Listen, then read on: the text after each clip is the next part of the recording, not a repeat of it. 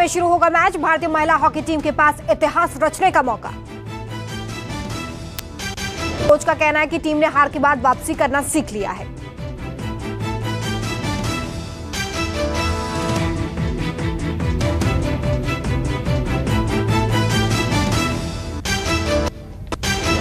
पश्चिम बंगाल में उपचुनाव की मांग। आज चुनाव आयोग से टीएमसी प्रतिनिधिमंडल की मुलाकात।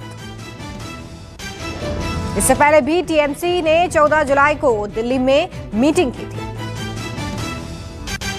टीएमसी ने आयोग से खाली पड़ी 7 विधानसभा सीटों पर जल्द उपचुनाव कराने की मांग की थी। टीएमसी सांसद की अगुवाई में प्रतिनिधिमंडल ने आयोग को एक ज्ञापन भी सौंपा था, जिसमें उपचुनाव कराने की मांग की गई। राज्य में खड़दा, शमशेरगंज, जंगीपुर, शांतिपुर, भवानीपुर, दीनहाटा और गौसाबा सीटों पर उपचुनाव होने हैं। यूपी चुनाव को लेकर बीजेपी की रणनीति। सूत्रों से खबर, राम की तस्वीर को चुनावी अभियान का हिस्सा बनाएगी बीजेपी। प्रचार में मंदिर से जुड़ी तस्वीरें होंगी, साथ ही काशी विश्वनाथ कॉरिडोर की तस्वीर भी छापने की रणनीति। माना जा रहा है कि बीजेपी अयोध्या मॉडल को पूरे देश में उदाहरण के तौर पर भी पेश करने की तैयारी में है। एक तरफ राम मंदिर का निर्माण कार्य चल रहा है, तो वहीं दूसरी तरफ अयोध्या के विकास मॉडल का काम पूरा हो चुका है। अयोध्या का रेलवे स्टेशन राम मंदिर के मॉडल पर बन रहा है। साल के अंत तक मर्यादा पुरुषोत्तम श्री राम अंतर्राष्ट्रीय एयरपोर्ट का शिलान्यास हो सकता है।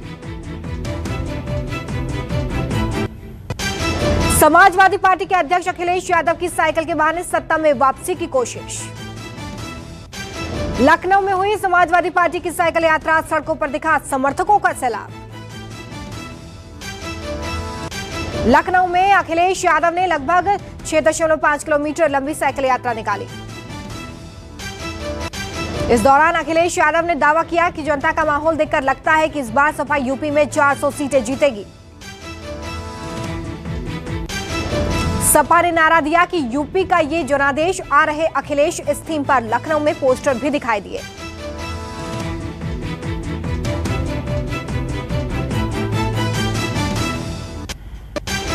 अखिलेश यादव ने बीजेपी पर निशाना साधते हुए कहा कि जनता को कंफ्यूज करते करते बीजेपी खुद कंफ्यूज हो चुकी है।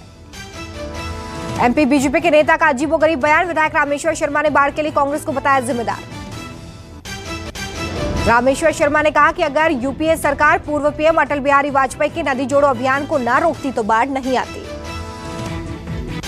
इससे पहले चिकित्सा शिक्षा मंत्री विश्वास सारंग ने महंगाई के लिए पूर्व पीएम जवाहरलाल नेहरू को जिम्मेदार बताया था। बिहार में पंचायत चुनाव की तारीखों का ऐलान। 20 सितंबर से शुरू होंगे चुनाव। पंचायत चुनाव 10 चरणों में कराए जाने की तैयारी। 1 हफ्ते में अधिसूचना जारी होने की संभावना। चुनाव आयोग ने कहा है कि कोई भी प्रत्याशी राजनीतिक दल के झंडे या पोस्टर का इस्तेमाल नहीं करेगा। मौसम विभाग ने जारी किया अलर्ट। मध्य प्रदेश में बारिश का दौर जारी। मौसम विभाग ने अगले 24 घंटे में 6 जिलों में भारी बारिश की चेतावनी दी है। 17 जिलों में ऑरेंज अलर्ट जारी।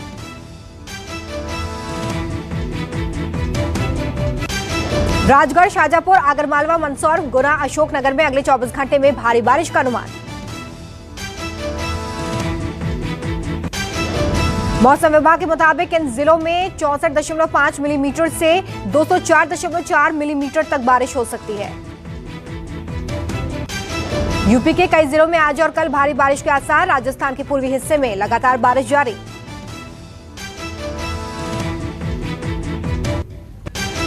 आरबीआई की मॉनेटरी पॉलिसी कमेटी की बैठक जारी। आज नतीजों का ऐलान होगा। जानकारों के मुताबिक कोरोना महामारी के चलते रिजर्व बैंक ब्याज दरों में कोई बदलाव नहीं करेगा। बैठक में आरबीआई गवर्नर की अध्यक्षता वाली 6 सदस्यीय एमपीसी में 3 बाहरी सदस्य भी शामिल हैं। आपको बता दें कि अब तक 6 बार एमपीसी की बैठक में ब्याज दरों को लेकर कोई बदलाव नहीं हुआ।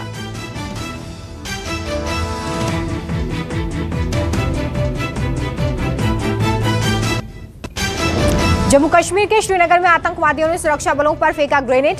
हमले में कोई हताहत नहीं। पुलिस अधिकारी के मुताबिक रात 7:55 पर ग्रेनेड फेंका गया है। आतंकी एक ऑटो में सवार होकर आए थे। इससे पहले कल जम्मू कश्मीर के श्रीनगर के नौहट्टा इलाके में भी जामिया मस्जिद के पास धमाका हुआ था। इस घटना में कोई हताहत नहीं हुआ, लेकिन अधिकारियों का कहना है कि ये आईईडी से विस्फोट हो सकता है।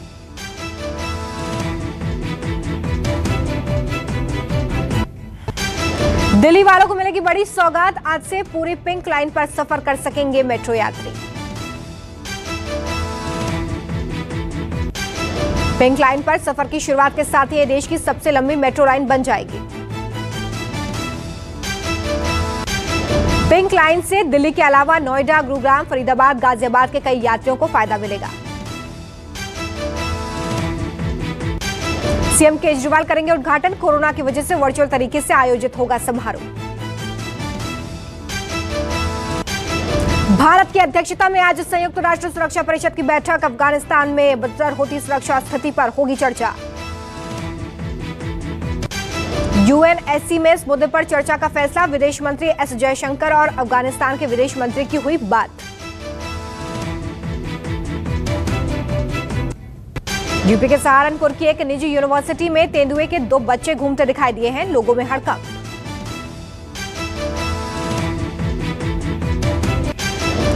खबर मिलते ही वन विभाग को जानकारी दी गई है, तेंदुए के बच्चे को पकड़ने का ऑपरेशन जारी।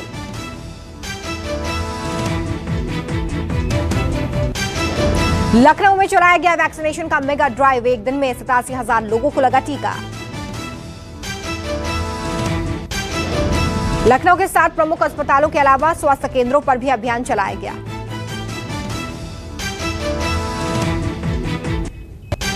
महाराष्ट्र के औरंगाबाद में शराब तस्कर की मौत के बाद स्थानीय लोगों का हंगामा, पुलिस की जीप में लगाई आग।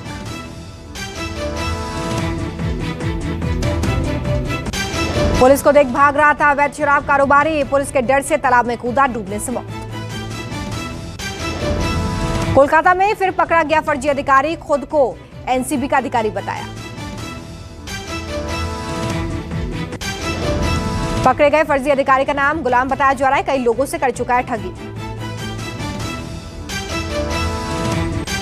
बिहार के सिवान में दिन दहाड़े अंधाधुंध फायरिंग, 2 लोगों की मौत, 2 की हालत गंभीर।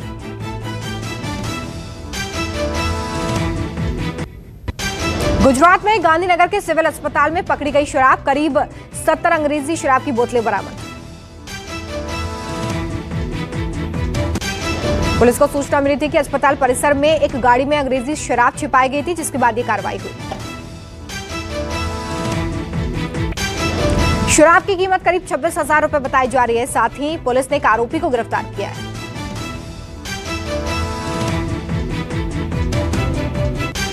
मुंबई से सटे पनवेल में एक ज्वेलर के साथ लूट हुई है, 2 बाइक सवार बदमाश सोने से भरा बैग लेकर फरार हो गए।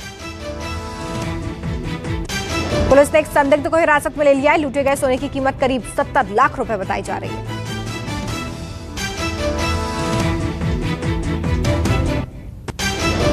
यूपी के ग्रेटर नोएडा वेस्ट पुलिस की कार्रवाई, फर्जी अंतर्राष्ट्रीय कॉल सेंटर का भंडाफोड़।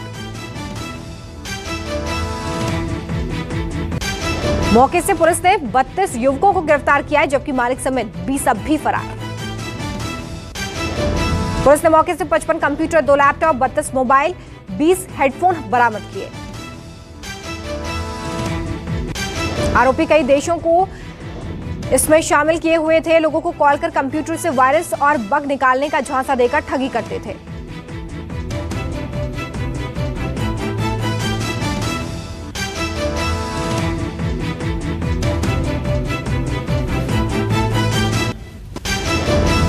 देश में 24 घंटे में कोरोना के 42,982 नए मामले, 533 लोगों की मौत। संक्रमित मरीजों की संख्या बढ़कर 3 करोड़ 18 लाख हो गई है, जबकि 4,24,000 से ज्यादा मौतें अब तक हुई हैं। दिल्ली में कोरोना के 24 घंटे में 61 नए मामले, 2 मरीजों की मौत।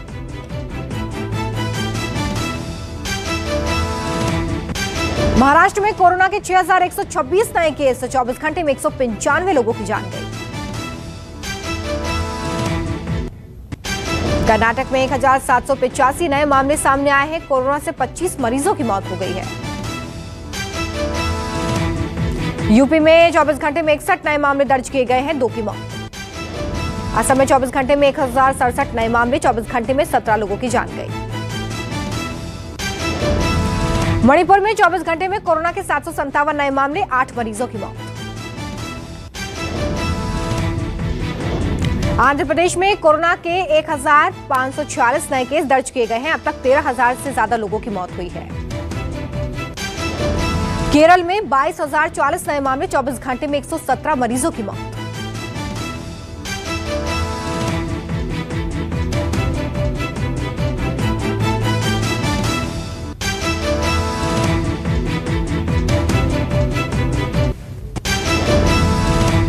छत्तीसगढ़ में कोरोना के 24 घंटे में 135 नए केस, 109 लोगों की मौत। हिमाचल में कोरोना के 256 नए मामले, 4 लोगों की मौत। तमिलनाडु में कोरोना के 24 घंटे में 1000 से ज्यादा मामले, 33 लोगों की जान गई। तेलंगाना में कोरोना के 582 नए मामले, 3 मरीजों की मौत।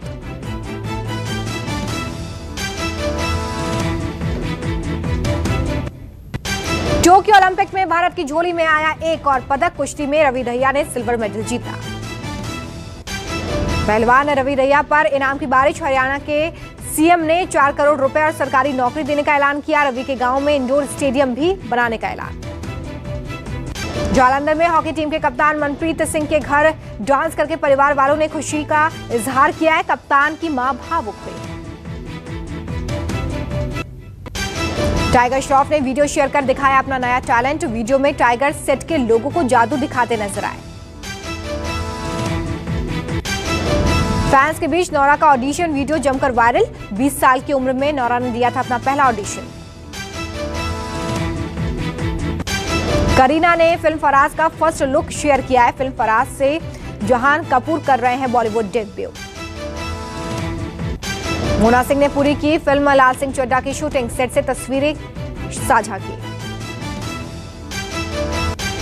शाहरुख खान की फिल्म पठान में हुई आशुतोष राणा की एंट्री। फिल्म में आशुतोष रॉ ऑफिसर का किरदार निभाते नजर आएंगे। आलिया नीतू कपूर के साथ अपने नए घर के कंस्ट्रक्शन साइट पर स्पॉट हुई। इंडिगो ने अपनी 15वीं एनिवर्सरी पर लोगों को दिया उपहार। ट्वीट कर बताया कि 915 रुपए में कर सकेंगे हवाई यात्रा। पुराना नोट सिक्कों को बेचने खरीदने वाले झांसे पर आरबीआई ने चेतावनी दी। कहा हमारा नाम और लोगों का गलत इस्तेमाल ना करें, ये एक झांसा है। आरबीआई ने चालू खाता खोलने को लेकर जारी की नई गाइडलाइंस। बैंकों को 31 जुलाई से बढ़ाकर अक्टूबर के अंत तक का दिया समय। लागत के हिसाब से फायदा न मिलने पर ट्रेन में इंटरनेट कनेक्शन को किया जाएगा बंद। रेल मंत्री ने दी जानकारी। रियलमी के 8 GB रैम वाले स्मार्टफोन पर जबरदस्त ऑफर। 3000 रुपए के मूल्य पर बाजार में उपलब्ध। पाकिस्तान में सिद्धिविनायक मंदिर में हुआ हंगामा। घटना के बाद पुलिस बल तैनात। बांग्लादेश में बारात ले जा रही नाव पर बिजली गिर गई। बिजली गिरने से दूल्हा समेत 12 लोग झुलस गए। 16 लोगों की मौके पर ही मौत। जर्मनी में बना ई हाईवे ट्रेनों की तरह अब बिजली से दौड़ेंगी यहां पर ट्रक। चीन ने भारतीय सीमा के पास तिब्बत इलाके में पहली हाई स्पीड ट्रेन चलाई है। सैन्य इस्तेमाल के लिए इस ट्रेन का निर्माण किया गया। ग्रीस के जंगलों में भीषण आग लगी। आग को बुझाने के लिए कोशिशें जारी। ब्रिटेन ने भारत को रेड लिस्ट से किया बाहर। अंतर्राष्ट्रीय यात्रा करने के लिए 10 दिनों का होटल क्वारंटाइन खत्म। आरटी-पीसीआर टेस्ट रिपोर्ट दिखाना जरूरी।